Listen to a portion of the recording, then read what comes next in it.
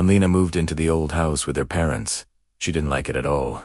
The house stood at the end of a quiet street, with tall trees that blocked the sun and windows that always looked dark, even during the day. The wooden floor creaked with every step, as if the house was whispering secrets to itself. Lina was only 12, and she missed her bright old room and her friends. "This place feels strange," she told her mother on the first night. "It just needs time," her mother said gently. "Old houses have stories." Lina didn't know how true those words were. A week later, while unpacking boxers in her new bedroom, Lina noticed something odd. One of the wooden floorboards near her bed looked newer than the others. It was slightly raised, like someone had lifted it before and put it back carelessly. Curiosity pulled at her. She knelt down and pressed on the board. It moved. With some effort, she lifted it, revealing a small dark space beneath the floor. Inside, wrapped in a faded cloth, was a thin brown diary. Her heart began to race. "Why would someone hide a diary under the floor?" she whispered. She carefully pulled it out and sat on a bed. The diary was old, its cover cracked, its pages yellowed with age. On the first page, written in neat handwriting, were the words, "This diary belongs to Noor." No date. No last name. Lina turned the page. The first entries were simple. Noor wrote about the house, the creaky floors, the quiet street, and how she had just moved in with her family. Lina frowned. "That's exactly like me," she murmured. She kept reading. Noor described her bedroom, the window, the position of the door, even the spot where Lina's bed now stood. A cold feeling crept up Lina's spine. Maybe she lived here before. Lina tried to explain to herself. That must be it. But then she reached the next entry. "Tomorrow, something strange will happen. The power will go out during dinner, and everyone will laugh nervously." Lina checked the date at the top of the page. It was tomorrow's date.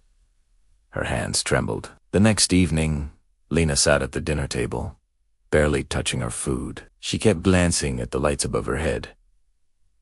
"Are you okay?" her father asked. "I'm fine," she lied. Suddenly, the lights flickered, then went completely dark. Her mother gasped.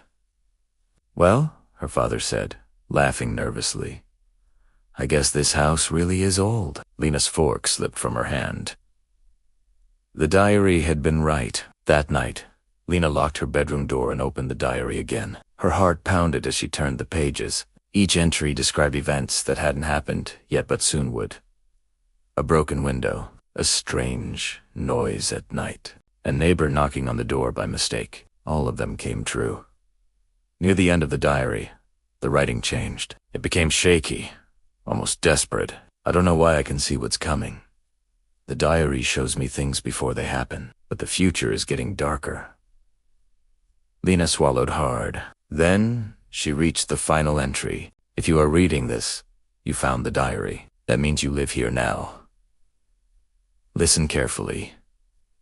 The house remembers. The floor hides more than wood. And soon you will have a choice. A choice." The last page was blank except for one sentence, written in fresh ink. "Tonight, you will hear knocking beneath the floor." Lina froze.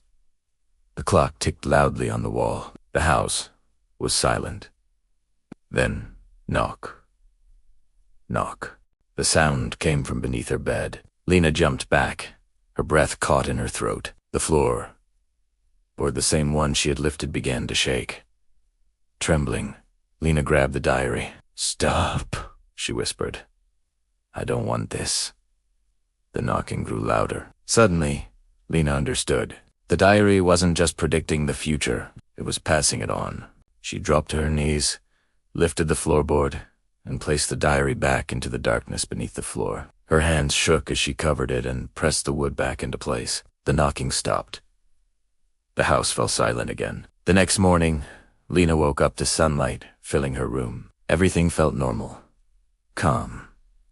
She checked under the floorboard. The diary was gone. Years later, Lina would remember that house and shiver. She never spoke about the diary, but she learned something important. Some stories are not meant to be read, and some houses are never done remembering. Far away, In another family's new home, a child noticed a loose floorboard and felt curiosity pulling at their heart.